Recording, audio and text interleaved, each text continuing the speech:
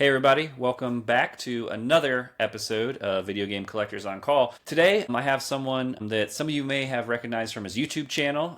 He's an avid collector of video games and media as well. He has a lot of Saturn games is what I hear, and I have just purchased a Saturn recently, so I'm looking to get some more information and learn a few things about Sega Saturn. Welcome LSuperSonicQ. How's it going, man? Hi, thanks for having me. I'm really excited to be here because I personally think the Sega Saturn, whether it's US or Japanese, is quite an underrated console. And once you dig into the library, you can find some really good stuff that you just couldn't play anywhere else. Yeah, no, I've started to learn that myself. I never had one growing up. The first one I bought was probably 6 months ago now at a convention, and I had some trade-in credit, and I was like, what am I going to get with this? And there was a Saturn, and I was like, maybe I'll just, branch out and play some games I've never played. So I think I have, I'm looking on my shelf, one, two, three. I only have 6 games for the Saturn right now. So if you were to tell someone maybe the top 5 must-have Saturn games for the US console, what would you say? US. Okay, and now Yeah. interestingly, there is quite a good overlap between Japanese and US games. Obviously, the Japanese library is way more expansive. I think there's close to like 1,000 games or so in the Japanese library because it was so popular over there. But there is some overlap and some really good stuff. The first thing, I don't know if you maybe have this. This was actually one of the things that got me into collecting for the Japanese system was the House of the Dead. Now Okay. that is a very, very classic, very, very heavy right here. That's a very, very classic, very, very like fantastic, light gun game for the Saturn, Right. and it's on. I've not played it on the Saturn, but I've played it in the arcades. I know they have the House of the Dead on the arcade games, like at Dave and Buster's or something. I have a question about that case, real quick. So is that Japanese? Yes, this is the Japanese case Okay, for because the the. American versions are all long boxes. Is that correct? Or for the most part, the Yeah, long I with the. believe they're all long. Yeah. Okay, all right. Is there any difference in that game versus the U.S. version of House of the Dead? I think it's largely the same other than the blood. I'm fairly certain. And I remember because I played this game in the arcade too, and that's why I wanted it on consoles, because I said I like the game so much I want to Hmm. play it at home. And I'm pretty sure in this version there is no red blood. And I'm pretty sure that was because of a controversy around the time the game came out with some type of, it was a murder or some kind of thing in Japan, and they said no, we're not going to do red blood in the Japanese release, Wow, but it actually was in the US one. So that's, I interesting. think, the only difference. Other than that, Okay. I'm pretty sure it's the same game. Okay, okay. What else? What are your other top 5, I guess, Saturn games for new users, Well, which would be me? definitely one that I have to recommend is Fighters Megamix. I don't think this is expensive Okay. in the US market at all. So this is basically take all of like the best Sega fighting games, like Sega developed fighting games from the Saturn, and put them all into, it's like the Smash Bros of Sega basically. Wow, that's really cool. So in this game, you got Virtua Fighter characters, you got Fighting Vipers characters, you got Bean and Bark from Sonic the Fighters, you have some Virtua Fighter Kids characters, you have some secret characters, like all thrown into the game, and it plays exactly Wow. like Virtua Fighter or like Fighting Vipers would play. It just has all the different characters. And it's just really easy to get into. It's not super complicated with like the combos or anything. It's just like an arcade fighter. And this was actually, along with House of the Dead, those were the first two I actually got for my system. So Okay. definitely, if you haven't played this one, you got to play And this one too. and I assume it's multiplayer, right? Local multiplayer. You can play with 2 people. Yes, two people. Yeah, and I Now, think I haven't turned it on in a while, but I'm pretty sure there's like a 2v2. I think there's a 2v2 mode, or like you can like pick a team and you can like I was cycle just through. about to ask you that because I also picked up recently a 4-player adapter for Sega Saturn, but I have not ever seen any 4-player games for Sega Saturn. So that would be one. Oh no, I guess you can like build a roster and go through them like Oh, I two v see. two. But I think Okay. I think some of the Bomberman games might be 4 player. 4-player. I'm Gotcha. pretty sure. Okay. I'm pretty sure that I actually don't have any of the Bomberman games, but I'm pretty sure Gotcha. those might be among the 4 player ones. Okay. Okay. Let's see what else you got in your top 5 or however many Saturn games you got. I know this is kind of a throwaway, but you gotta have Sonic on the Saturn. Sure. And Spin, I spin. Is it Spinball?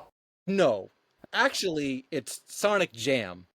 So this is basically now on the surface, it's a compilation of like the old Genesis games, just re-released. But the big draw with this game is that there's a mode in it where it's a little 3D Sonic, and he runs around an overworld, that's all in 3D, and it's basically the like prototype of Sonic Adventure, and it's sort of like the hub world, and you can go to like artwork gallery and movie gallery. But the draw of this, and it's more than just a hub world. There are these little mini games you can play within that world. I think there's a little like thing you step on, it triggers like missions, and you travel the little world. It's, oh, collect 100 rings or find like 5 flookies, and it's sort of a little platformer type game within this compilation game.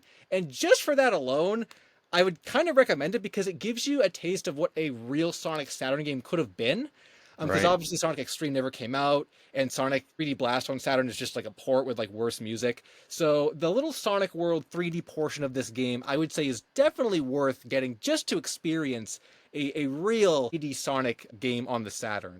So all these games you're showing us Japanese versions, but they all have US equivalents, correct? Yes, they do. Okay.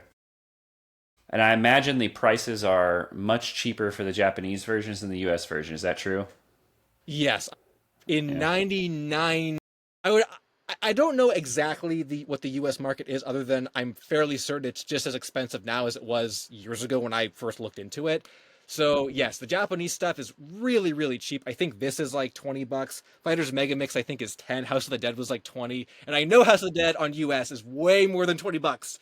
I So haven't found a Sega Saturn game that's less than $100 for a complete in box copy. They're all, everything. I did hear years ago that even like the bad movie tie-in stuff is like up to 100 now. Yeah, Yep. it's Yep. getting really crazy. Yep. Yep. Another one that's pretty interesting, that the controls are a little weird to get accustomed to, but once you do, I think is a neat little like mech shooter game. It's called Gun Griffin. So in this one, you pilot like a mech, and you kind of go around like different terrains and stuff. I don't want to say it's like a war game, but it's a Hmm. big kind of like grayish, mech serious type of mission game. The controls are a little weird, and it's a little awkward to get a hold of them at first. But you have different weapons, different ammunition you have to complete. The missions aren't too complex. It might just be destroy a certain amount of enemies, or like pick up cargo and deliver it somewhere. But yeah, it's like I believe there are a few different camera angles. You can do first person or third person. It's not overly complicated, but if you like mech stuff, it's a cool little, I don't want to call it like a tech demo, but it's not super complicated. It's a fun little game you can beat in like a day or so. Now, is the fighting game you showed us a few games ago, is that the only one so far that's been multiplayer? Fighters Megamix. I'm pretty Yeah. sure. No, House of the Dead was two House player of as it. well, Okay. like the arcade. Okay. Yeah. Yeah, I really like multiplayer games. Do you have any recommendations for really good multiplayer games on the Saturn? I do. I have a couple more US releases that I think are, again, not super conventional. I bet a lot of people haven't really heard about them before. One of them is, I got Saturn games all thrown about the floor here. Okay, Oh, so one wow, of that's them good. is, if you want an alternate game to House of the Dead. I actually picked this up because the title was weird. It's different in America. In Japan, it was called Henry Explorers, which is like a Hmm. weird. I don't really know what this is in reference to, but in the Yeah, U.S., yeah. it was called Crypt Killers, and it's Okay, like yeah, I've heard of a that. Yeah. yeah, and it's a light gun game, except you're sort of going through like ancient civilizations. There's a lot of like ancient theming and stuff. I think there are 6 different worlds, and the cool thing about this game is they're actually, House of the Dead as well has like different endings and stuff depending on your score, but it's a little more linear. In this game, depending on your path and depending on what type of crystal you get at the very end, will determine if you get like the good ending or the bad ending. It's a little more involved, and the stages. I just very interested with like the stage design and the enemy design, because again, it's not like, oh, you're killing zombies, or like in Virtua Cop, oh, you're killing the bad guys. There's a lot of cool creatures and like, yeah, just like strange things in this game that really like kind of draw me to it more. And this one actually does have red blood. There's a lot of blood in this Oh, game, well, there you go. which is cool if you like that stuff. We've talked about the light gun a little bit, and then I mentioned the multiplayer adapter for Sega Saturn. Are there any other cool accessories for the Sega Saturn that you know about? That's a good question. I know Yeah. there are a lot of different light guns in general. I was actually really into light guns when I first started looking into Saturn stuff, because I didn't really like the one that Sega made. So I was looking at third party stuff. But aside from that, I know at least in, yeah, you could probably get a Japanese one and then use it on a US Saturn. There's all kinds of different arcade sticks specifically for like shmups and stuff that would enhance your abilities to perform Yeah. well at a shmup. I know, again, in Japan only, there's a really weird I don't even think you could really use it with anything in the US. There's a really weird pachinko like adapter thing, so you can Hmm. play your pachinko games and stuff. But that's like Hmm. it's just one of those weird things, weird peripherals that like you would never really use aside from a couple Yeah. games. I don't think the Saturn has like a whole lot of really strange, or at least peripherals that would qualify as being useful for other things. I do have some cool Right. arcade sticks and stuff, but nothing really like interesting. There's no like drum set or anything. There's nothing Okay. cool like that. No Power Glove or anything like No, Nintendo no Power has. Glove, Yeah. no. Yeah. Nothing that I've come across anyway that was really useful like that. So one of the other games that I've heard a lot about and I actually own is Panzer Dragoon. Do you recommend that? Do you own it? What do you think? That's a really good question. Now, I that was believe it or not, that was a game I actually have not like actively been avoiding buying, but on the Japanese market, it is so cheap. I always overlooked it. It's like 20 bucks. I never really found the interest in specifically picking that one up, but I do know that that is a holy grail in the US market. From what I've seen really good things about it. I've only heard good things about it, and I do plan on getting it at some point. But I actually don't have any personal experience with it yet. Same thing with Knights. I've heard a lot of good things about Knights, like the Sega game. But again, it's so interesting because I've never really found myself needing to play it. So I actually haven't actually played the Saturn Knights game yet either. But if what I hear stands true, then definitely both of those games are like A pluses. So you can't go wrong with them. But Yeah, there's three, I believe. Uh, Panzer Dragoon 1, 2, and Saga, I think, is the third one. Or yeah, there I are think three. yeah, there is three as well. The third one is the most expensive. That one I think is $1,300 complete in box. I have number one and number two. I don't have number three. I That's played it still for yeah. pretty impressive. I played it for a little bit. I'm not really into like RPGs and stuff, so I have a hard time when it comes to games like that. But it was still kind of fun. It was interesting. So why exactly did you focus your collections or your interests on Saturn? What drew you to the Sega Saturn? I think it was mostly the fact that it was one of those consoles I hadn't heard a lot about. Like back when I first got into it, it was because of House of the Dead in the arcade, like I said, and Saturn was the only thing that was like on for console, the original. So then I bought it and I got House of the Dead, and then I just said like, what else can I play on this? Like there must be more than just House of the Dead that I like.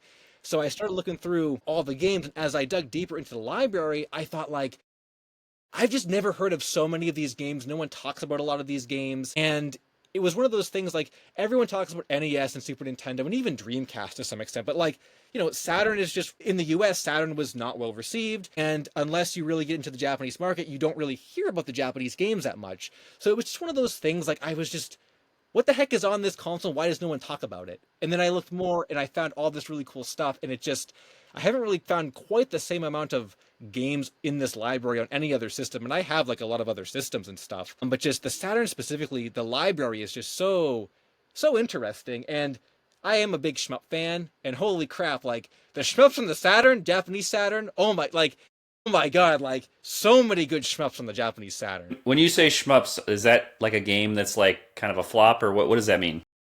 So shmups is short for like shoot 'em up. It's like an arcade shooter game, like a Okay, okay, horizontal shooter or a vertical shooter. And there's okay. so many on the Saturn. It's one of the Wow, biggest consoles yeah, for that I had type of never heard that genre. term before, but I'm gonna start using it now. Oh yeah, Shmups. no, it's a. I only All picked it right. up because one of my friends was using it. I'm like, oh, okay, they're called shmups. Okay. All right, there you go, people. Start using it. Spread the word. We're going to start making this a viral. It'll be the word of the year next year. Shmups. What sort of games, or maybe there's none, but are there any that are specific only to the Japanese market that we don't have in the US? And do you have any examples of those? There are a lot, and these would probably be my. If there was ever someone who was on the fence about getting a Saturn, or if they weren't sure what library they wanted to collect for, or whatever, this would be my pitch to them to like get a Japanese one because there are so I have like a huge stack of really good Japanese games that just again you would never play these you wouldn't be able to play them on the US Saturn because they weren't released for it. So one of my top ones, I think this might be one of my favorite games on the Saturn, definitely like within the top 3. And this is Japanese only. So this is called Bulk Slash, which is kind of Hmm. a weird title. When I first heard it, I'm Yeah. like, what's a bulk slash? It doesn't really make any sense. So it was actually developed by Hudson, with the Hudson B, which I had recognized from like the Mario Party games and stuff on GameCube. But basically, this is a third person like mech platformer shooter game. So you pilot this like blue mech robot, and it's kind of like Gun Griffin, but like a million times better. You pilot this blue mech robot, and you run around this like this designated area, and you complete these missions. Usually it's just like destroy the targets or like kill the enemy or whatever, but the music is so good, the controls are really cool. There's a great gimmick where like you are platforming around as a robot, but if you jump in the air, you can turn into like a fighter jet and take to the air to like play the game from a different perspective and maybe hit some aerial enemies. It's such a cool integration of That those two is, concepts. yeah, that is pretty cool. And there's so much replay value with this because as you progress through the game, you pick up these co-pilots and they kind of like help you navigate through the game and give you tips even though it's all in Japanese. But at the end, whoever you complete the whole game with, you'll get a little like picture in the gallery of that character, a bunch of different ones to collect, so you have to replay the game many times to get all the different pictures at the end. Just a Gotcha. fantastic game. Like this is just this is such a good game. Like that's No, such a it's good one. no, it sounds like it. Does the Saturn? So when I think about multiplayer games and like party games, games that have a bunch of mini games, you've got Dreamcast has Power Stone, and then you've got Nintendo, of course, has the Mario Party games, and then Xbox has like Fusion Frenzy, I think it was called. Is there any sort of game like that on the Saturn? That is a good question. And from what I've seen, there aren't like a whole lot of options for party games. I don't think you're really going to find like a Mario Party equivalent or even like a Power Stone type thing. The closest thing I can maybe think of, which is sort of not really close, but when you said Power Stone, it kind of made me think of it because it's more of a wacky type game. It's not so much like a serious fighter game. And I actually played this with one of my friends recently, and like we just had a really fun time messing around in it. And this actually is on the US Saturn too. This is called Robo Pit, and basically That it sounds like a party game, yeah, kind of. Yeah. it sort of is. So basically, what you can do is you can customize a robot. You have all these different parts and stuff to customize a robot, and you basically build a creation, and you get dropped into this like arena. It's like an arena fighting game, and you just knock the crap out of each other. And So it's BattleBots, right? It's like kind of, BattleBots. yeah, it Yeah, kind of is like yeah, that, yeah. yeah. And in the That's actual really story cool. mode, what you're able to do is you can like, as you defeat like the computer opponents, you'll actually unlock new parts and stuff. So then you can customize your character with like new like weapons and stuff. So it's just a goofy little like thing. But That is no, cool. it's a lot of fun. Definitely not like a conventional like type of action game or anything or a fighting game. So when did you start collecting all these Sega Saturn games? When was the first? When did you get your Saturn? I guess would be the best question. I think it was around 7 years ago, 7 or 8 years ago. I think it was. It was quite a long time, and that was sort of right at the beginning of when I started looking into retro games and stuff. Because the Saturn was kind of where it all started. Like I had a Genesis, or my dad had a Genesis that I played as a kid and kind of up to that point, but I was never really into Genesis that much. So Saturn was, I think, really the first thing that got me into that about 7 or 8 years ago. Yeah, and then from there, I did branch out to like other things, but Saturn was always kind of what I went back to. Where do you typically buy most of your games, like especially the Japanese versions? All of them basically were from Yahoo Auctions Japan or like flea market sites, Okay. which yeah, I know a lot of people probably think, well, I'll just go to eBay and buy the Japanese Yeah, ones. yeah. No, no. If you want to collect Japanese Saturn games, personally, I would avoid eBay at all costs because people on eBay, if they're selling them from the US, they will increase the price naturally because it's a Japanese import. You can't find this anywhere. Or if you're buying from a Japanese seller, they're going to inflate the price because they think you don't know any better. If you go on the Japanese web, and you have to import them yourself, there are proxies you can use to import games, which is what I use. I use a proxy that kind of buys them. They have the proxies in Japan. They'll buy them from Yahoo Japan or the flea market site, store them in their warehouse, and then I can have them ship them the whole order to me. So it's sort of like a middleman type thing. And Interesting. the prices are just so good. Like, if there's ever a time to start collecting Saturn games on from Japan, it would be right now because the yen to dollar ratio is so it's in our favor because the yen is very weak right now. You're saving, depending on how expensive the game is, like up to hundreds of dollars on these Wow. really rare games and stuff. So definitely look on the Japanese sites. Do not buy from eBay. Have you been to Japan and purchased anything there in person? No. And that is the Okay. one regret I think that I Uh have huh. with collecting all this is like I would, and there's still plenty of Saturn games, plenty of rare stuff I don't have yet.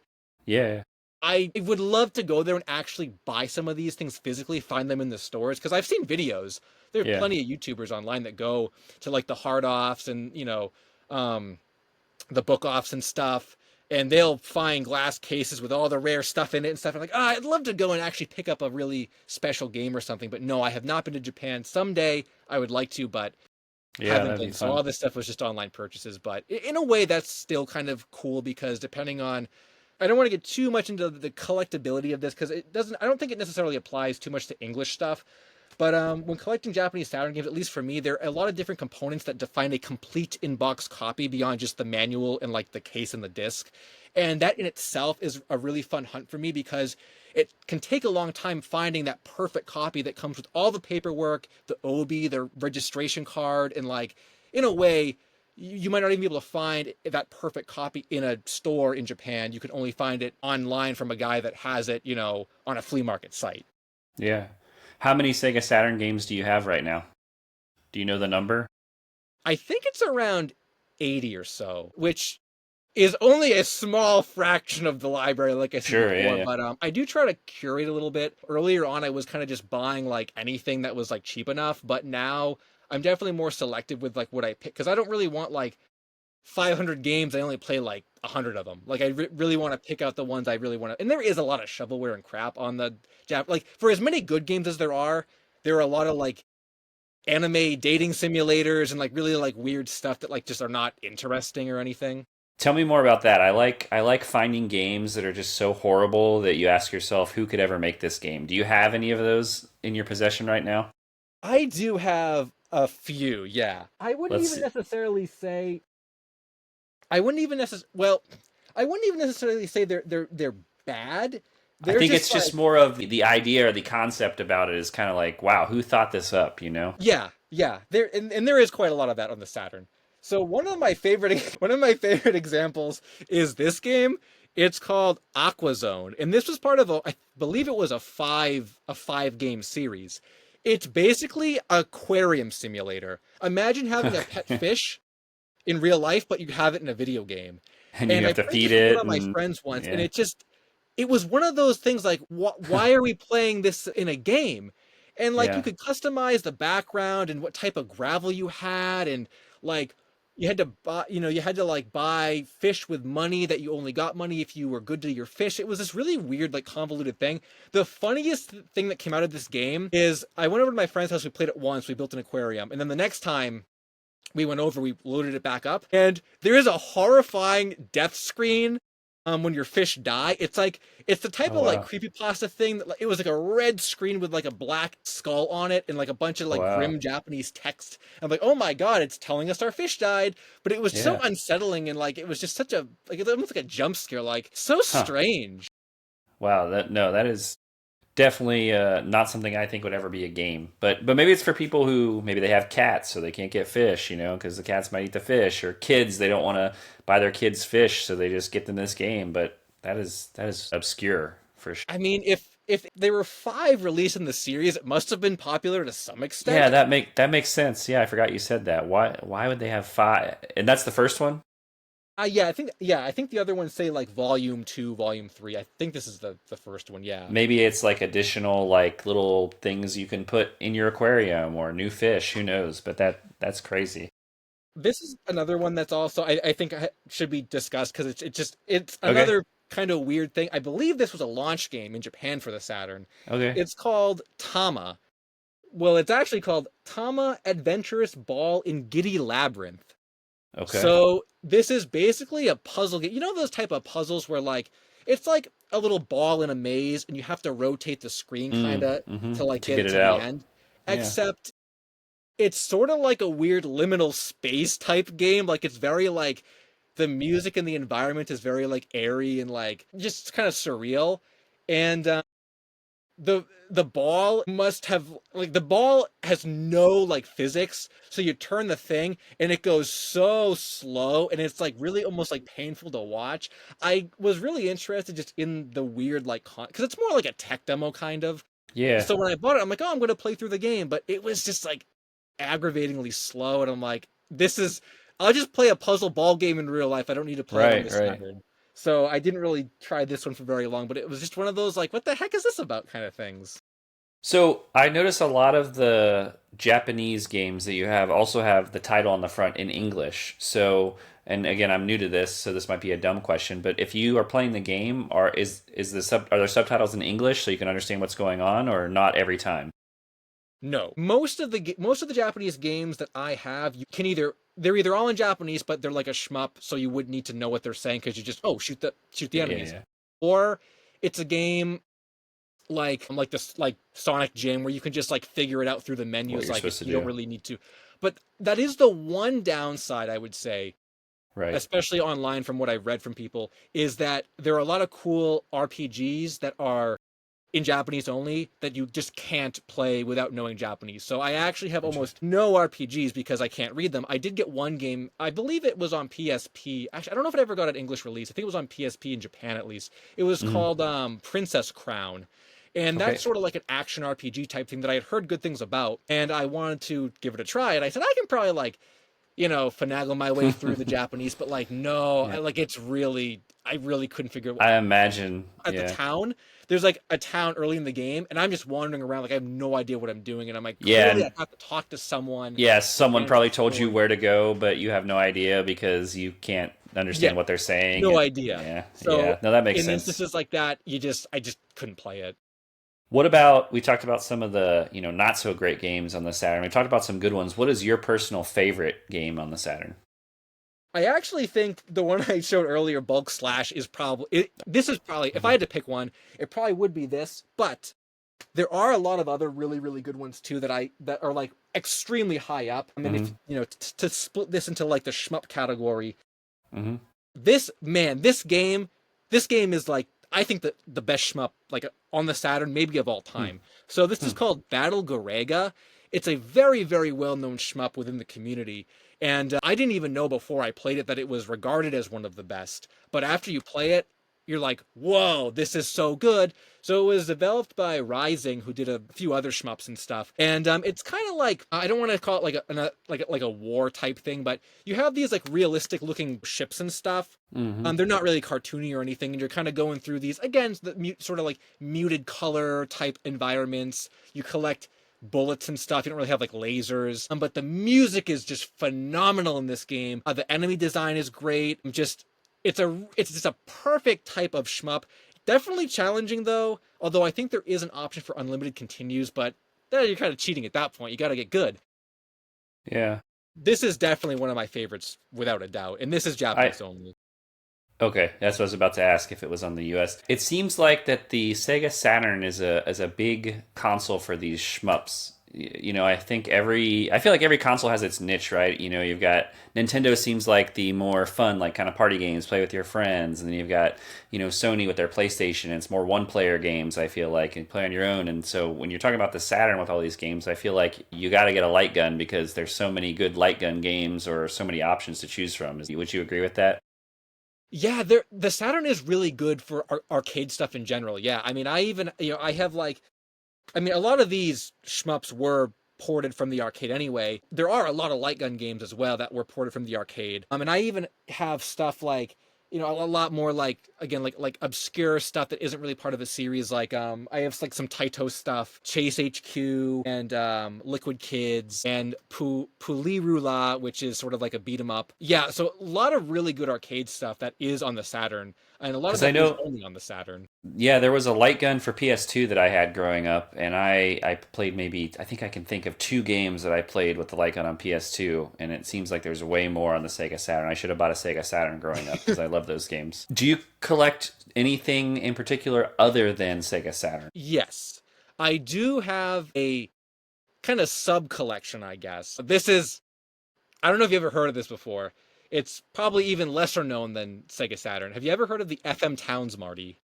No, I have not. Okay, so very quick summary of the FM Towns, Marty. So in Japan in the early 90s, um, Fujitsu released a line of home computers called the FM Town. So it's basically a computer system.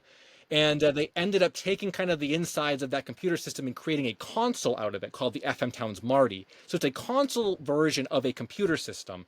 And you can play all the computer games on the console itself, but the console did not sell very well at all. It kind of flopped. So, and it became this like forgotten kind of gaming relic of the past that I only discovered maybe a decade ago from another collector on YouTube. I watched the video of his. I'm like, what the heck is that console? And man, you love arcade games. FM Towns Marty is basically like almost all arcade games, but holy crap. Like, for as difficult as some of the Saturn stuff is to get, FM Towns Marty stuff as a whole, very, very hard to find, can get very, very expensive. And let's say you want a game really badly, you just really want to play a certain game on there. Well, you might have to wait a year to find a copy of that game because Wow. the actual games are so hard to find nowadays that, yeah, it's a lot of the fun of collecting for that, for me, it's about the It's hunt. Like you finding it. waiting Yeah. for that game to pop up, that perfect condition copy.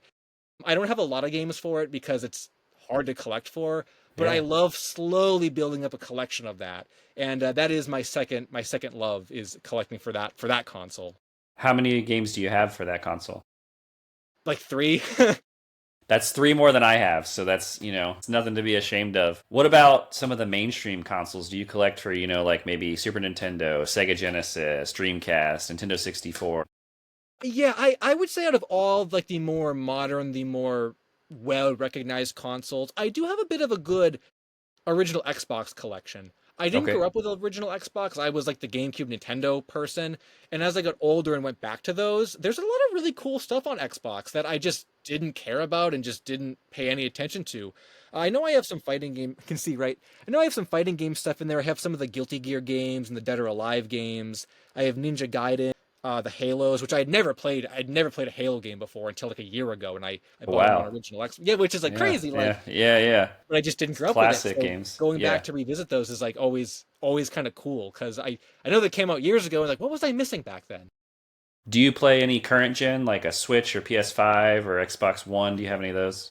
Oh yeah, I know. I actually love the Switch a lot. Like I love the Switch. I would say probably out of all the consoles I like have like collections for, the Switch is probably the one I have the most games for. Just because I love it so much, and you could get games for like $40 if you got them on. I don't think I paid $60 for like more than half of my Switch games because I only buy them if they're on sale. But I just built up a collection of those. So yeah, I probably have maybe 120 Switch games or so. I couldn't really keep up with them, but like playing them, I get them on sale and say I'm gonna play that later, and I would just like Yeah. never get to them. So I have a bunch of like unplayed games, but no, the Switch is great too. Are you playing anything currently that you're working through? Sonic Generations actually on the Okay. Switch when they came Okay. out with the Sonic X Shadow Generations. I had never played the Uh, original because it was on 360 and PS3, and I never had those growing up. So I got the Switch version, and I decided I'm going to play through Generations. So I've been S ranking all of the levels in that game. And other than that, F-Zero 99 on the Switch is I play that like every other day or so, like okay. that 99 racing game they did, which I was never an F-Zero fan until I played that game, but once I played that, I said, "Oh my god, make a new F-Zero Nintendo! Like it's so good." I actually did go back and I bought GX on the GameCube. I bought X on the N64. Was playing through all the F-Zero games. Like it's such a good series. Yeah, no, I've never played those. I've never been really much into like racing games, regardless of what kind of racing it was. Like even Mario Kart really never was something I was a lot into. But I'll have to check that one out. What would you say is your favorite console of all time, other than Saturn? I know you're going to say Saturn probably, but what? Okay, other Yeah, than Saturn, other than yeah, I gotta say, I gotta say probably the Switch. Like I actually was kind of sad when Nintendo announced the Switch 2 because I thought we're at the end of the line here for the original Switch. And if they yeah. change over and it's If not, they switch, yeah, yeah, if they switch and it's not as good as the original, I'm gonna get real sad because I just love the Switch so much. Like not even just yeah. with the games themselves, but just the whole interface of the Switch, like just the applications like I have Hulu on my Switch and stuff. I love watching Hulu Hmm. on like just Right. I just love everything about it. And I'm gonna get real sad when that gets phased out. So I honestly would probably say the Switch. So we talked a little bit beforehand. It sounds like you're a big fan of physical media and actually having games. So what do you think of, the whole switch where things are becoming less physical media and more. Yeah, I gotta say, I can totally understand. Well, I've never been a fan of like digital games. I can understand the appeal of them. I just was never really interested in them, and I've only really bought digital games if like I didn't want to, like on the Switch. The Switch has some imports specifically that you would have to get, like a Yeah. physical version came out in Japan, but not in the US. I'm not really importing like physical Switch games, so I'll buy it digitally, whatever. But generally speaking, though, I think it will be kind of sad if we get to a point where they're not making US physical Switch games anymore. Hmm. Maybe I'll end up buying less games if that's the case, because I do like having the physical Yeah. things. Yeah. And Exactly. there's that whole. I know there's a bigger conversation about sort of owning digital media and like the Switch Online stuff. All that stuff is going to go away someday, just like the Wii went away, just like the Wii U went Hmm. away, and it kind Hmm. of like stinks not being able to own that stuff. Whereas if I Yeah. have a physical copy, I'm always going to have it as long as it works. I can give it to a friend if I want. I can sell it, but if it's on my Switch and I can't access the servers anymore, well, I can't do anything with it then. So I've never been a fan of. No, I agree with you. I think the one thing you mentioned was most important. I remember growing up and trading games with friends or bringing games over to friends' houses, and now kids have to take their whole Xbox over. Or I think you can. I think you can probably log on remotely to your account, but it's still not the same as carrying a physical game over and plugging it into your friend's system. So, what would be your favorite multiplayer game of all time? Favorite multiplayer game? Yeah. I gotta say, probably anything from the Smash Bros. Series. I would say Melee Okay. because I love Melee, but I have a lot of great memories with the Smash Wii U and Smash Ultimate. So I would probably say anything Smash Bros. I grew up with that game. My friends were really into that game. We went to tournaments for that game. Uh, Like out of every multiplayer game I've ever played, like I have some great memories with Mario Party. I have some great memories with Mario Kart. But I think Smash Bros. Just for the amount of time I was playing that and for how seriously my friend group took it, I'm always gonna remember like going to those tournaments and stuff. Like, oh, that was so fun back in the day. who was your go-to character on the Smash Brothers games? In the newer games, it was Little Mac. If Uh people huh. like to trash on Little Mac, but man, I Uh love Little Mac. huh. All his KO punch and his super armor, and people didn't like fighting him. But like, man, if you fought a good Little Mac, like you know, Little Mac took skill to get good at.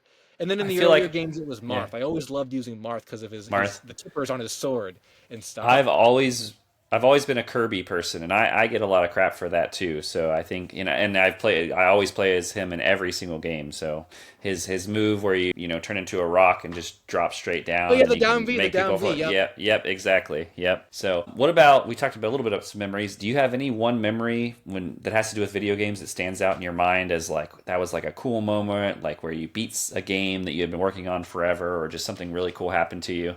Wow, I gotta say the one that's always stuck out in my mind was I remember in Sonic Adventure 2 Battle on the GameCube, which I have not played in a very long time, but back when I was like a kid, it was like the boss before the final boss on the dark side of the story, Shadow.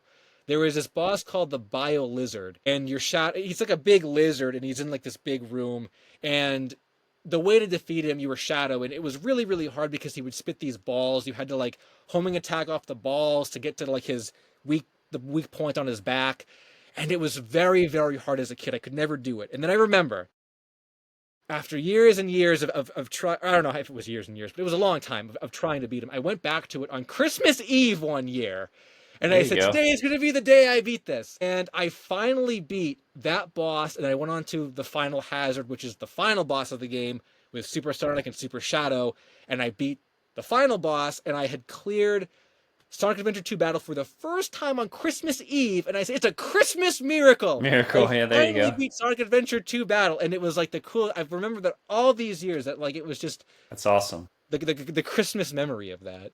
That's awesome.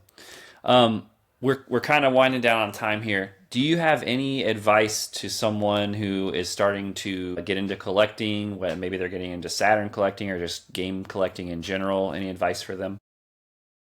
I would say, yeah, well, I would say specifically for Saturn stuff, specifically, especially Japanese Saturn stuff, like I said before, the time is now because the yen is weak and you can save up to hundreds on the Japanese games depending on how expensive it is just because of the exchange rate. But generally speaking, my personal advice for collecting and what I've always kind of like subscribe to, and I think it's more fun too, is like, and it's getting harder and harder nowadays because I know the prices of retro stuff is really, really crazy. But just like, have the patience. Have the patience. If a game seems like it's too high right now, hold out, wait a little bit. Maybe you'll find that listing at 2 in the morning that the guy won't know what he has, and you can grab it for $50. Like there's this one game I just, as an example, it's on PS2. I don't have it because I never bought it because it was too expensive. It was called God Hand.